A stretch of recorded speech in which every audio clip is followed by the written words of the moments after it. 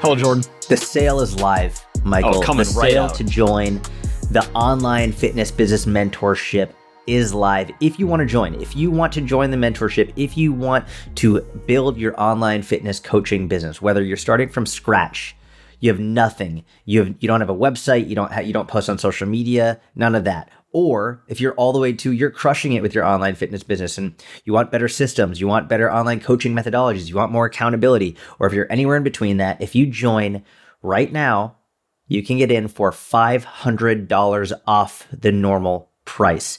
You can apply. The link is in the show notes to apply. We'll give you all the information. Mike will give you all the information. Mike is the one who's handling that stuff. But that's it. If you want to join for $500 off, a reduced cost of $500 freaking dollars, which by the way, this is an underpriced program as is.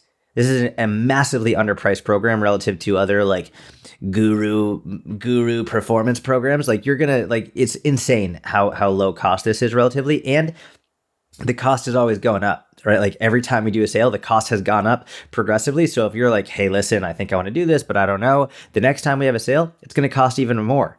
So if you want to get in, if you want us to help you build your online coaching business, don't miss out on, because this will be the lowest price that it ever is because every 6 months, year, whatever, it increases in price. So don't miss out on this. We would love to have you in the mentorship. Absolutely. And just one other note on that subject is we don't do sales very often. I think the last one was in July of 2023. So 9 months ago, 10 months ago, 2 sales per year max. A lot of years we only do 1 sale in a year. So if you're interested, now is the time to join, and we would love to have you.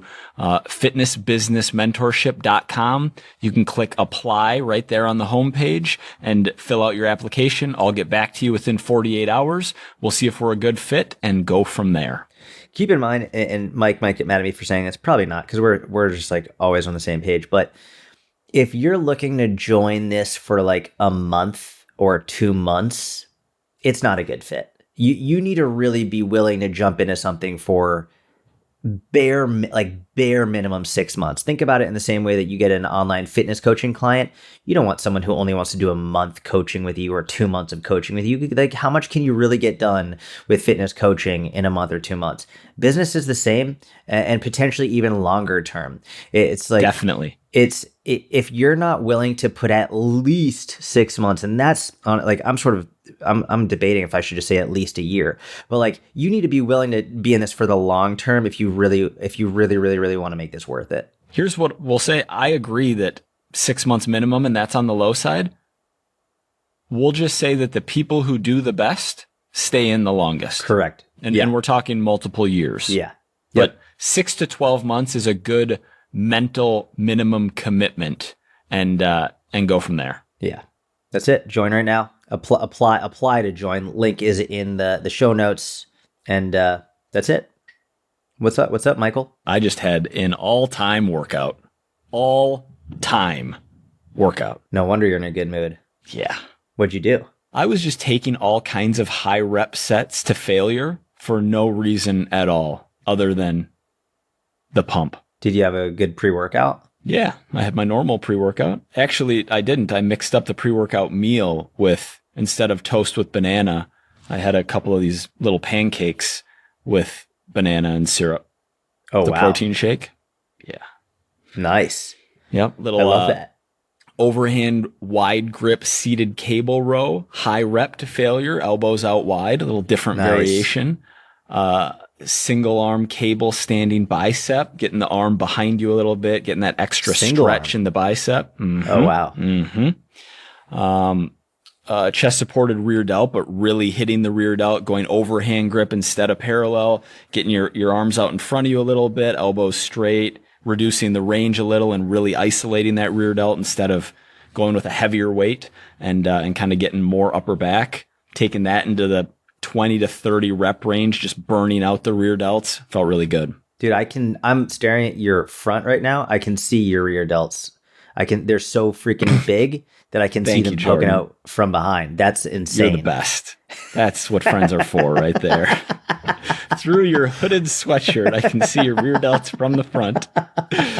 That's awesome. No, but it got me thinking actually about something that maybe 4 people are interested in, maybe 0, but I'm very interested in this.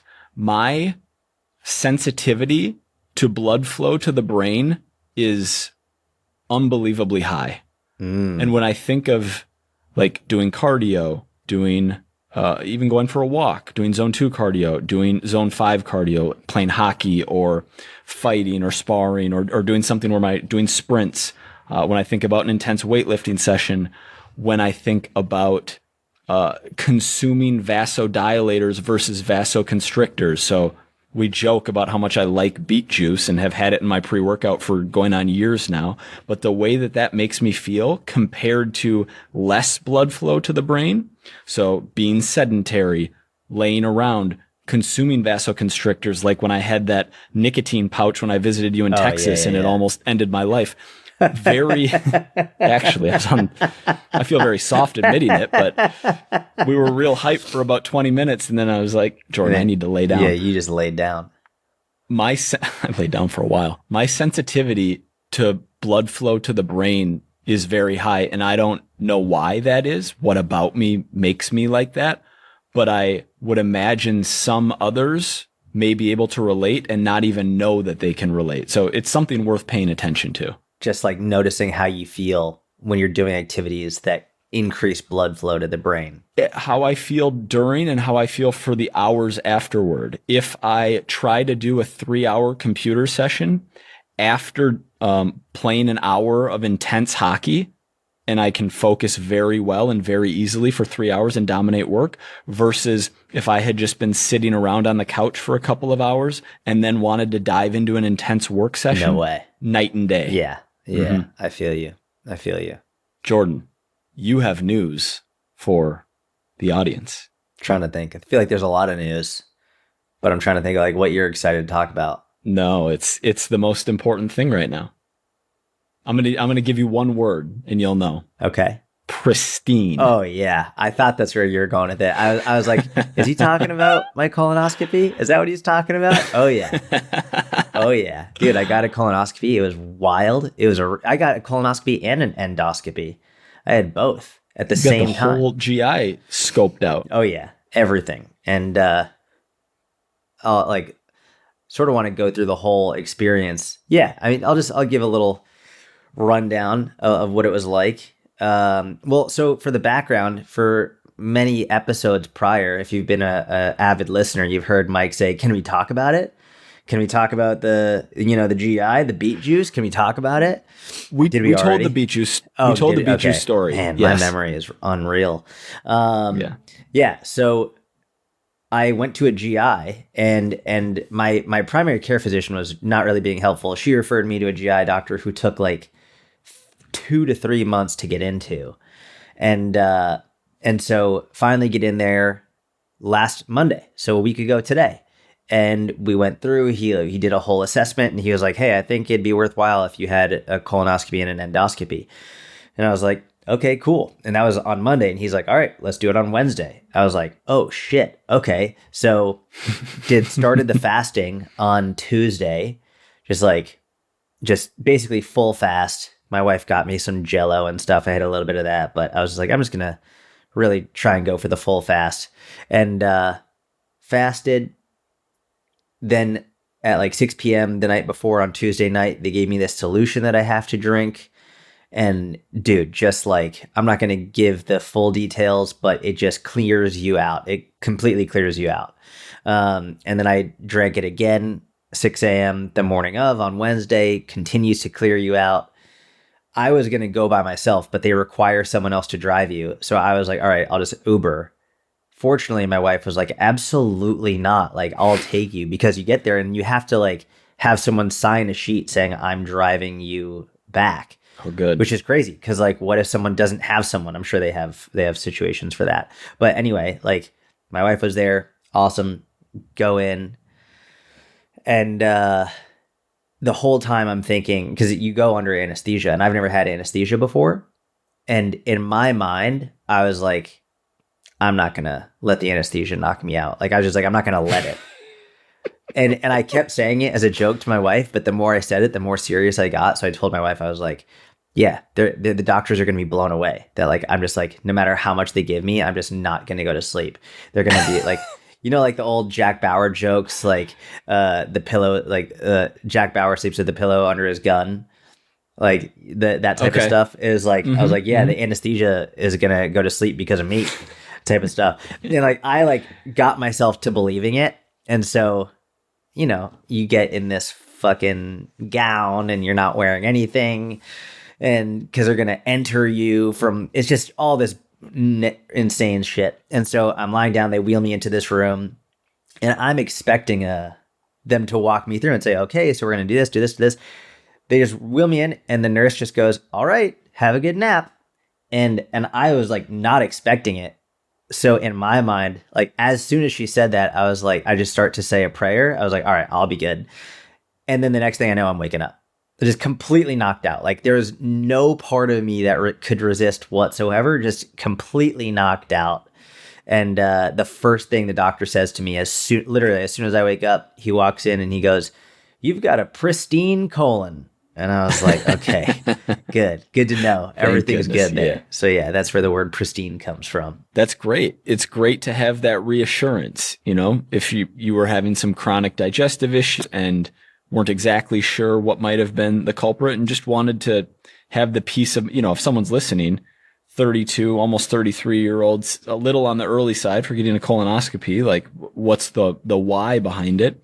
Getting that peace of mind that all is well and that you're healthy is, yeah, absolutely. I've heard too many horror stories to be like, to consider that too early. It's like, why not? You might as well just get it checked, because better too early than too late. Yeah, absolutely. Yeah. And you got great news. And so a pristine colon, feeling good about it. Yeah, dude, they showed me pictures of my colon. It was wild.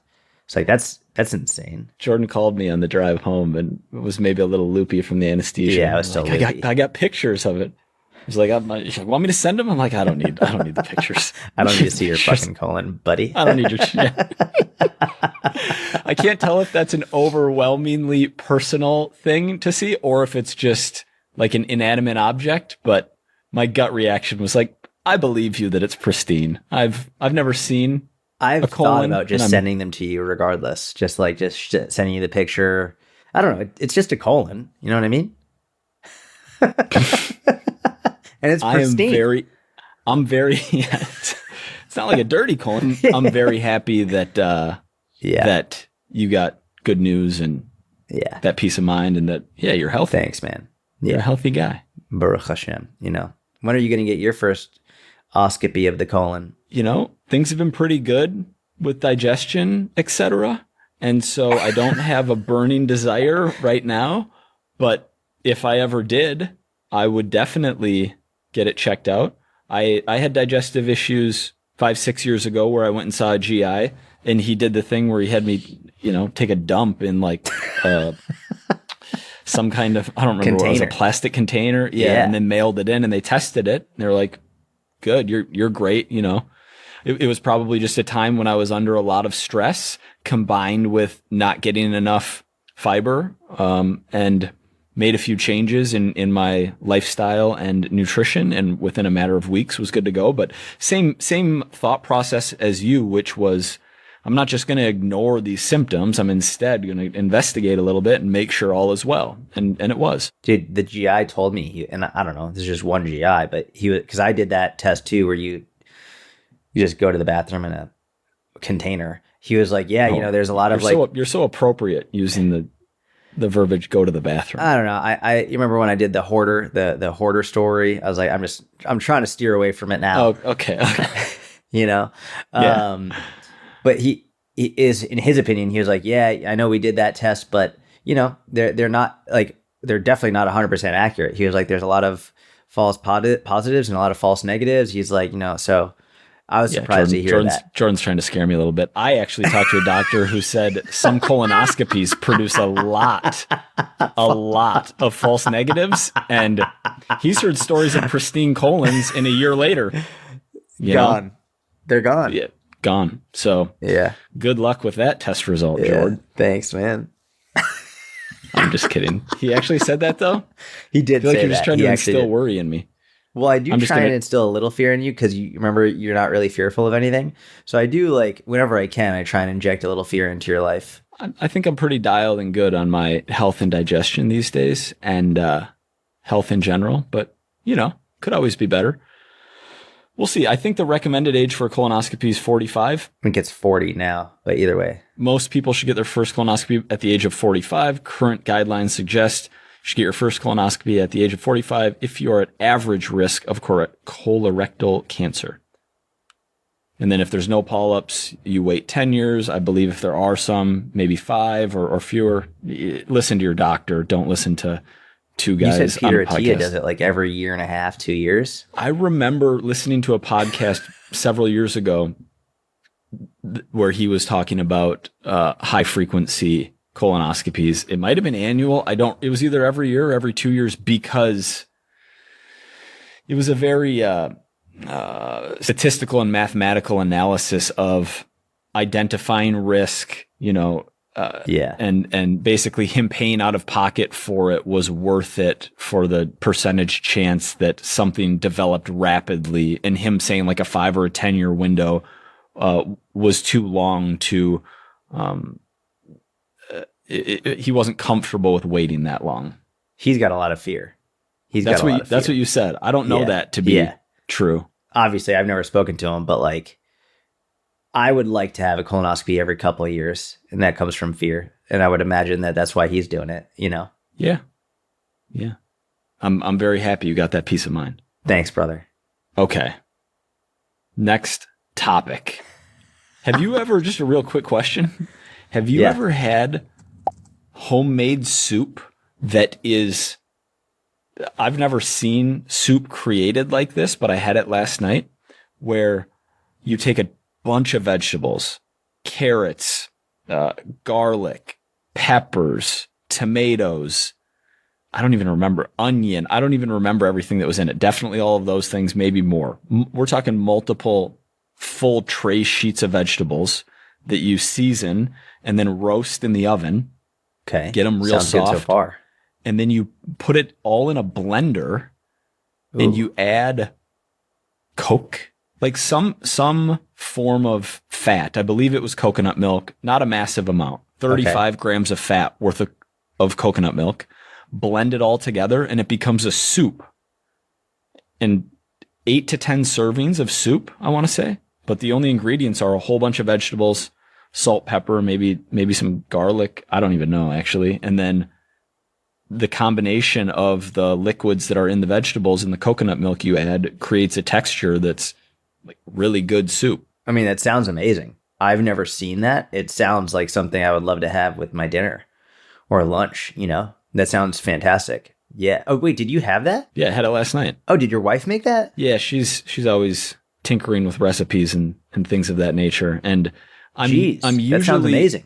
I'm usually would avoid something like that because I assume in something that has a little bit of cream taste to it that the fat to everything else ratio is so off the walls and that there aren't really that many micronutrients and that it just isn't worth it.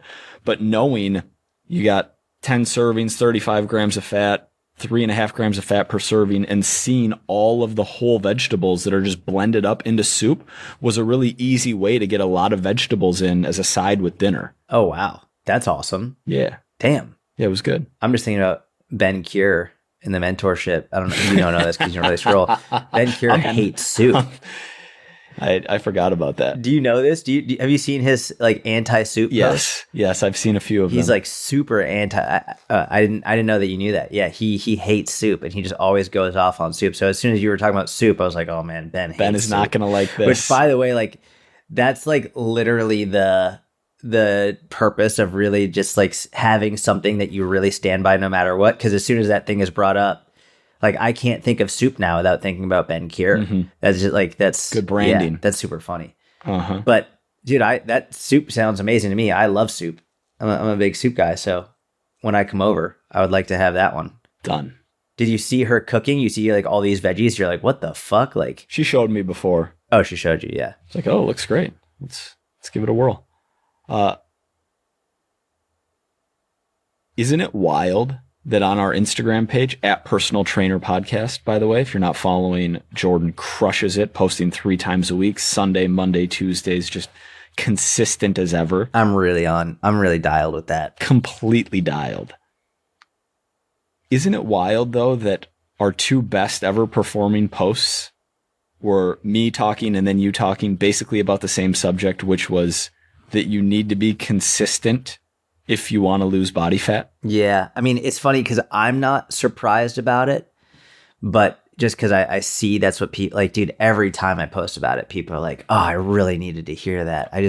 So I'm not surprised, but like, I also am surprised. I envision your audience as needing to hear that, but I envision, respectfully, of course, and my audience too, probably, but I envision the combination of us, which is here, which is not all coaches. We get tons of people who write in and talk about the podcast who aren't coaches, who aren't personal trainers, who just enjoy, but there's definitely disproportionately more personal trainers who obviously know and understand that concept that are consuming on social media. It was surprising to me given the audience. Yeah. I just think from my experience with social media, consistency is always something that people need to be reminded of, even though they obviously know it. It's one of those things that as soon as the message pops up, it's sort of like a fortune teller. You know, it's like full of horseshit. They'll just say something that really hits home with you and you're like, oh my God, they know all about me type of a thing. You talk about consistency and no matter who's listening, they can immediately relate it to their life and how it needs to be applied. And like, it feels like you're really talking to them. And even though it seems like they should know it, which they do know it, it is surprising how much it hits home. I think, and you and I were talking about this, I think the most surprising thing about this message is how every time people are confused by it.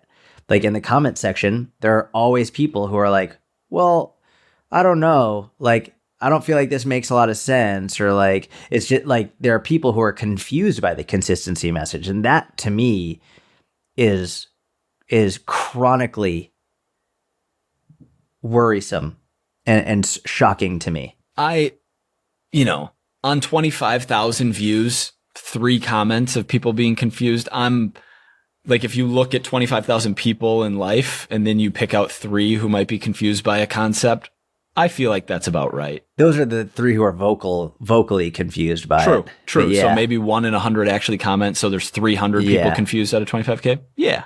Yeah. I had a theory that message resonated with coaches specifically because coaches understand that such a high percentage of conversation with fat loss coaching clients is helping them become more consistent with their nutrition. And so maybe there was some mashing of the share button from coaches who could really empathize with that message. Yeah, which makes sense. Even that though, like whenever I talk to coaches, and you've heard me say this, I'll be like, listen, do you tell your clients to eat fruits and vegetables and drink water every day? And they're always like, yeah. And I'm like, okay, then why aren't you posting on social media every day? Like social media is your fruits, vegetables, and drinking water. Like you don't necessarily want to do it, but you've got to do it. And every time I say that, every time, like you see this huge light bulb go off, their eyes wide, and they're like, oh my God, that's such a good point. It's like, yeah, you got to fucking do things you don't want to do consistently. And that's it. And it's so funny because they understand it around fitness, but not around. Yes, exactly. Yeah. Exactly. Yeah. Yeah. Yeah. That's a good point. It's a great analogy. Yeah. Consistency, man. It's important. Sort of like with our podcast, there was a period of time where we were not super consistent with it. We sort of like we were, but like not like super consistent, not every week. We would take weeks off. I think we took a month off at one point, maybe multiple months. I feel like we just weren't as serious of human beings then, and we're becoming more serious people. We're bearing a greater load. Dude, We're bearing a huge load. We're not floating around aimlessly in Pleasure Island, but rather we are bearing a load and carrying it up a hill. Taking that load and holding it. Correct. Yeah. Are you trying to make this into some kind of joke over there, Jordan? Yeah. Yeah, I figured you were. That's real nice. Yeah. Consistency, man. What else you got? That's about it. I had a short little PSA of that I think you can relate to probably right now, given where you're at in life and what's going on with a baby on the way. What's going on? Well, I think some people have an on and off mentality when it comes to strength training, meaning they might be training 5 days a week for 2-hour workouts and making amazing progress and very into it and hyper focused on their fitness for months at a time. But then they might go through multiple month stretches where something happens, life gets busy, stressful. They might go on a 2-week vacation and never get back on the bandwagon after, and then just don't work out for a number of months. Yeah. And I just wanted to give a little reminder that the amount of training volume necessary to maintain is super low. So if rather than not training at all for many months, if you can go, I would say twice a week, but even once a week, one long full body workout, but probably what would be better is one upper body workout, one lower body workout. Yep. Where you're hitting a few sets per body part, a few hard sets per body part is plenty of volume to maintain strength and probably most of your muscle, if not all, if at maintenance. And that's just so much better than falling off completely, losing a bunch of progress, and then having to restart after a number of months. But just getting in there 45 to 60 minutes, couple days a week, you're going to maintain your progress. And that's so much better than giving it all away. Dude, I agree so vehemently with this. I think when people hear this, though, one of the confusions they have is when they hear you're going to maintain your strength and your muscle, in their mind, they hear, oh, so I'm not going to look any different, which I think is a very important, like if you're taking 6 months and you go from training 5 times a week to training 2 times a week, number one is, before we even talk about the actual physical changes, I think you will think you look different mentally. Just like from you looking in the mirror, if you go from training 4 or 5 times a week to 1 to 2 times a week, even if you do maintain all of your strength, all of your muscle, and even if, let's say, your body fat stayed exactly the same, I think that you would look in the mirror and you would see something different simply because of the mental toll that comes with not being there. Like you have this like disillusioned. People think they'll look worse? Yes, 100%. Yeah. Okay. I'm carrying more body fat. I look softer, which, by the way, I think residual pump looks. I think they will look a little bit softer. Residual pump in general, yeah. But like, you can also maintain your strength and muscle and still look a little bit softer because you're not training as often. Like that's very normal. You're probably getting less you're getting less overall volume. Absolutely. Like it's going to take an effect on how you look, both actually physically and also I think more so psychologically, that emotional component to it. Whereas when you understand this, you're like, hey, maybe you're going to look slightly different, but that doesn't mean that you should stop training altogether. And never mind the actual physical benefits, the physiological, the advantages of continuing to train 1 to 2 times a week. Also, the momentum that you have just from maintaining it every now and then, just from continuing to go, keeping it in your calendar and your schedule. When you go from like going to just not going at all, the idea of completely starting back up again, oh man, that's like climbing up a mountain, starting from the base of Mount Everest, versus when you just continue to go, it's sort of like you're just slowly moving up, you're slowly climbing the mountain, you're still there, you're at base camp, you're going, and then you're like slowly going up, you're up, like still, you're slowly climbing it. It's much easier just to pick up the pace than it is to start at base camp all over again. Yeah, because when you restart at the bottom of the mountain, it's not just psychologically difficult to get restarted, it's physiologically difficult to get restarted. Yeah. Like those intense DOMs that you get, that super intense soreness from when you first started lifting weights, that's going to happen again 80 to 90% of the soreness that you felt when you restart after doing nothing for 4 to 6 months. But if you've been going twice a week for those 4 to 6 months, you're going to experience very little soreness, just normal amounts of soreness when you increase volume. And, you talk about looking worse in the mirror psychologically, a little bit physically with just a little bit less volume, a little bit less carbon water retention in your muscles, mostly psychological. But to be honest, you're still going to look infinitely better than if you stop completely. Like the difference between training 5x a week and training twice a week, maintenance versus trying to make progress in the mirror, is almost nothing compared to if you just stop lifting altogether. Yeah. Not to mention the nutrition habits that often follow from not having any sort of regimented routine in the gym. Like, there's almost no reason to be tracking or keeping calories in a reasonable range. Usually there's a bit of all or nothing when it comes to nutrition as it relates to training. If you continue to do something, even just maintenance volume, you're going to be more motivated to keep nutrition in a reasonable place, keep protein reasonably high, not have as many days where you go off the rails with 3, 4, 5,000 calorie days. There's a lot of benefits to continuing to 45 to 60 minutes twice a week. Yeah. Yeah. It's crucial. Even now it's cool. Like I'm watching Susan. Susan's here right now and she just had a hip replacement surgery. And dude, she never stopped training, even with this like Susan devastating hip injury and like hip pain. Trained. And like, dude, she just now, she was outside. Like, this is a couple weeks after her fucking surgery. She's deadlifting now, single leg deadlifting, squatting, and like, it's not as strong as she once was, but like, there's zero pain. And she's squatting and deadlifting through a full range of motion. And the doctors are blown away because it's like her rate of recovery is outrageously fast relative to anyone else, especially her age, but just in general going through this. It's because she trained before. And then as soon as she got out, like she immediately started doing stuff. Like she set time aside. All right, I'm going to start training. I'm going to start doing things. And even though it looked different, like she kept her schedule, she kept training as much as she could for that time. And now that she's getting back into more frequent, more regular, normal training, it's just boom, it comes back so fast. That's amazing. Yeah. Great job, Susan. Seriously, that's inspiring for others in similar positions and even those of us who aren't. Yeah. There's just no reason to stop completely for an extended period of time. A week, 2 weeks, even a month, you have something going on in your life, a loved one passes or you're taking care of someone.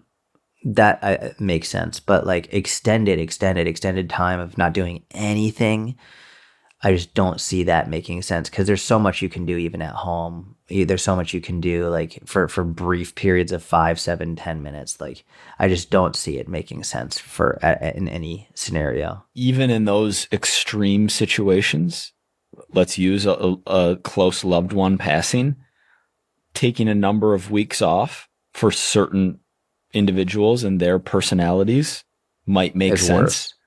Well, it is worse, and we can get to that. But what I was going to say is even for the people who need a couple of weeks off, in those extreme, intense situations, taking 6 months off isn't the right thing to do.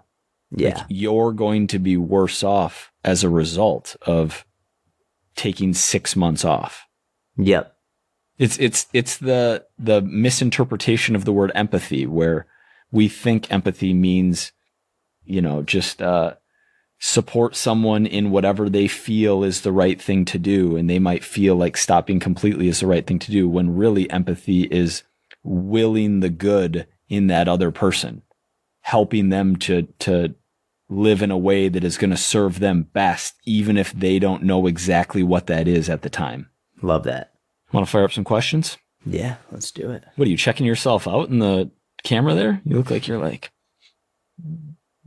dude, you kidding me? Is that what was going on there? Were you Mirin? Mirin, no. You're looking at the jawline. You were like straightening up your posture. No, I've been, my skin gets super dry. Remember, I've spoken about that before. You have. So I can't tell. Your skin looks beautiful. No, well, I hope it looks beautiful right now.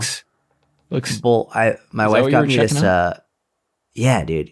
My wife got me this like exfoliating pad, which I hate saying that I've been Hang on, using it. just for one What? second. When I was going on that monologue about someone who loses Yeah. a loved Yeah. one and how they should continue training, and then I see you start doing this, and David, let's run the visuals, and you're starting, and you're doing that. That's what you were doing.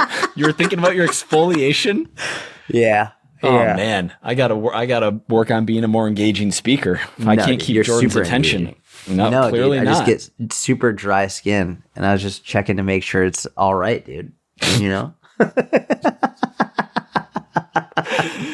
Oh, amazing. Ay. All right, let's see. Let me see if I can find anything. This is a good pod. This has been a fun podcast. All right, best front squat replacement, or who cares? Just back squat. That's from MemB1. What's the best front squat replacement, or who cares? Should I just back squat? What do you think, Jordan? I mean, I guess I need more context, right? Because it's like, well, why do you want the front squat replacement? Is it just because you don't like it? Is it because it's uncomfortable? Because I get that. They are uncomfortable. It's not fun to have it on your neck and all that. Like, that's not fun. So if it's more just a comfort thing, then yeah, just back squat. Like, that's totally fine.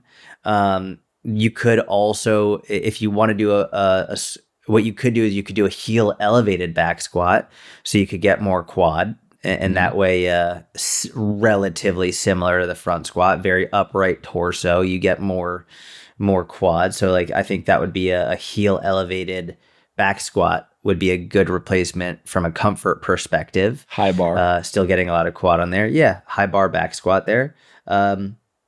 Or just front squat. Or yeah, I think that's probably the best. That's probably what I would recommend. What about you? For people who struggle with front squat due to the limitations in flexibility and mobility, I like to see what's going on with their grip. So you'll see people, beginners, or maybe people who just don't have a lot of experience front squatting, who want to have their entire hands on the bar. I mean, some people will literally have the bar in their palms and trying to front squat, or some will have all four fingers and thumb on the bar, which isn't necessary and which makes it hard to get your elbows up high enough. So dropping your pinky and ring finger off the bar and just keeping, pointer and middle finger on the bar and not holding it, right? You're not using your upper body strength or your hands to keep the bar in place. It's should be sitting, not comfortably, but it should be supported by your front delts, and just kind of guided by your fingers. So making that adjustment and grip. If that's still something that's not working for you, doing the quote unquote bodybuilder or cross arm grip. If you're on video, you can see what I'm doing here, where you have the bar resting on your delts, and then you just cross your arms like this, is a reasonable alternative. Or you can hit other similar movement patterns. A hack squat machine is a great one. Like Jordan mentioned, a high bar back squat with heels elevated is going to be quite similar to a front squat. A dumbbell front squat, depending on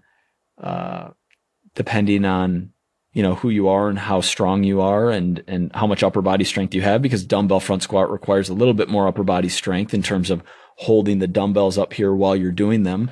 I find that works less well as a primary movement, where you might be in the 3 to 6 rep range, but works better if you're up in the 10 to 15 repetition range, the little workout. Those are all reasonable alternatives for someone struggling with the front squat.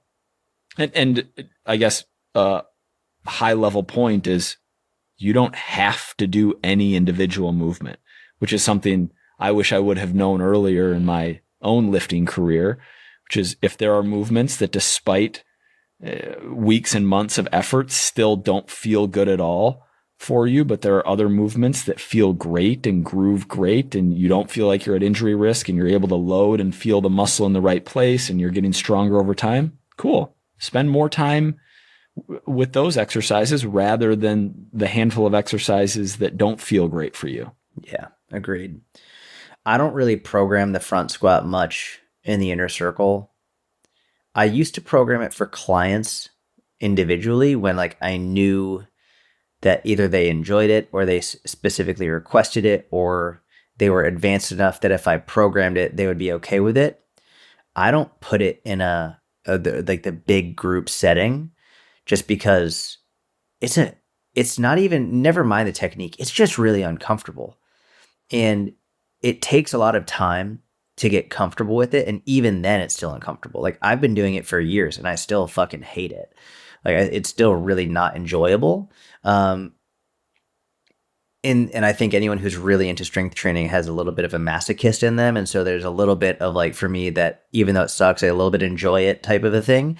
But for the person who hates working out already, I'm not making them front squat, like, especially with a barbell. Like I'd rather do dumbbell front squat, goblet squat, heel elevated back squat, something like that, hack squat, whatever it is, just that something is a little bit, it's more enjoyable for them, where you get essentially the exact same benefits without that discomfort. So it's also worth noting, I'll occasionally get someone asking in the inner circle, hey, can you program front squats? And when I do, I always say, if I do program it, I'll write front squat or whatever, and I'll write like an alternative for them to do so that if they decide not to do it, they can try something else. But it's definitely, from a group programming perspective, you really have to know your audience and who your clients are. If the inner circle wasn't or didn't have a high percentage of, more beginner or early intermediate trainees, but instead was, if your focus was primarily athletes or even high level athletes, I would include it a lot more.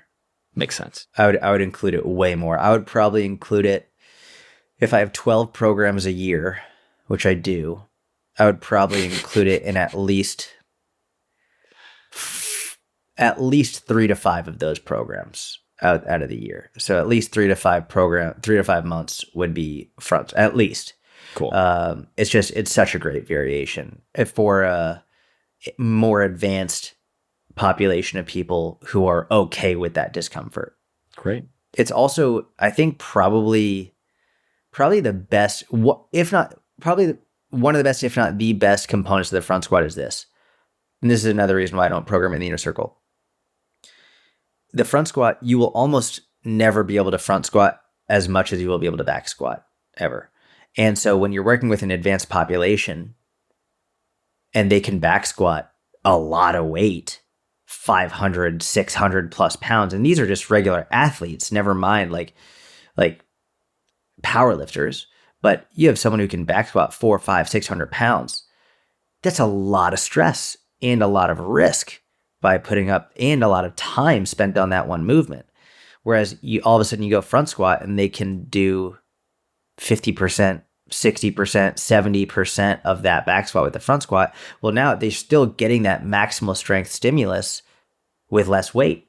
So there's generally less injury risk. There's less time on that individual movement. And so when you're working with that advanced population, sometimes it benefits them to use a movement that will require less weight in order to reach that maximal strength stimulus. Whereas in a less advanced population, it's not worth the discomfort for that. And like they would benefit from holding on to more weight.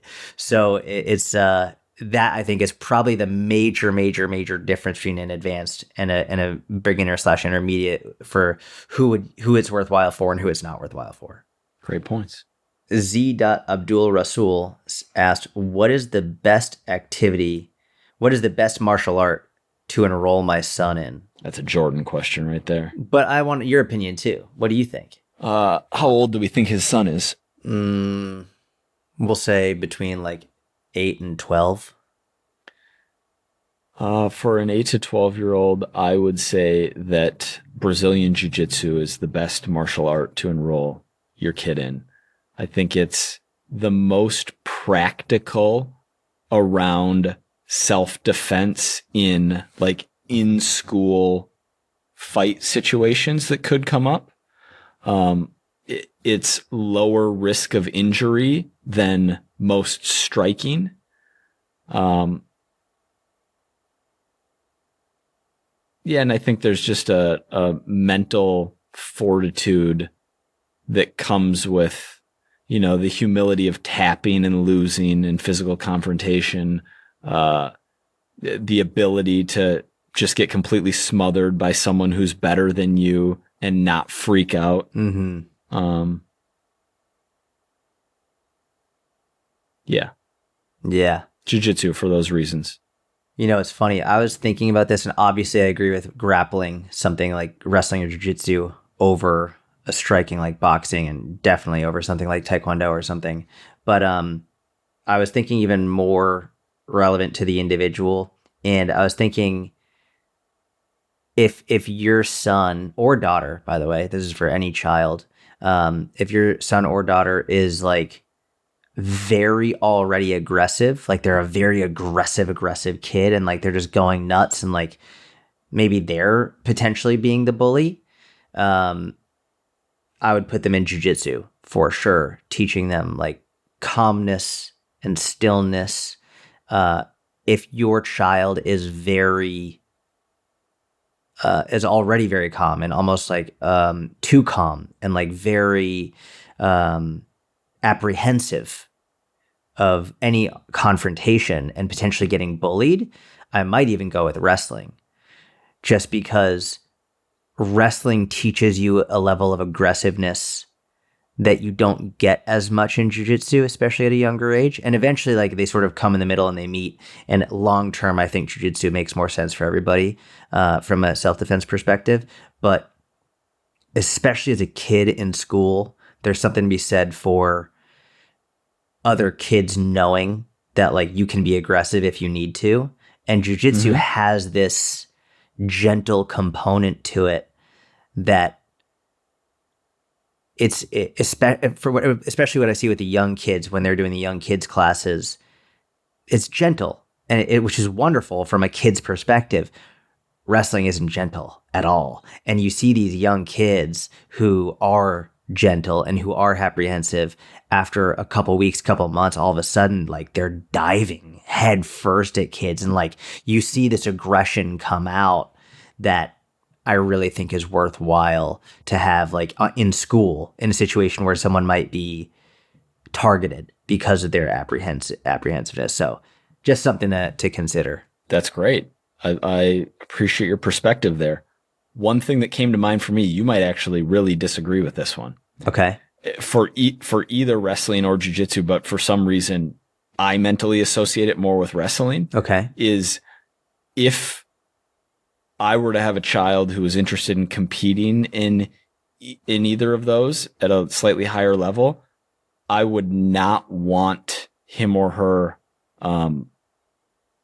probably up until the age of 18, like at any point in time there, having to cut weight for competitions. Completely agree. I think the like hyper fixation on scale and the advantage gained under most current rules from being able to do a big time water cut and get into a division where you have a bigger advantage, I think that can do some damage long term and take some time to undo some of those behaviors and kind of mess up your relationship around the scale and food to an extent. I couldn't agree more. I think that is with that, like, because I do want my kids doing wrestling and jiu-jitsu.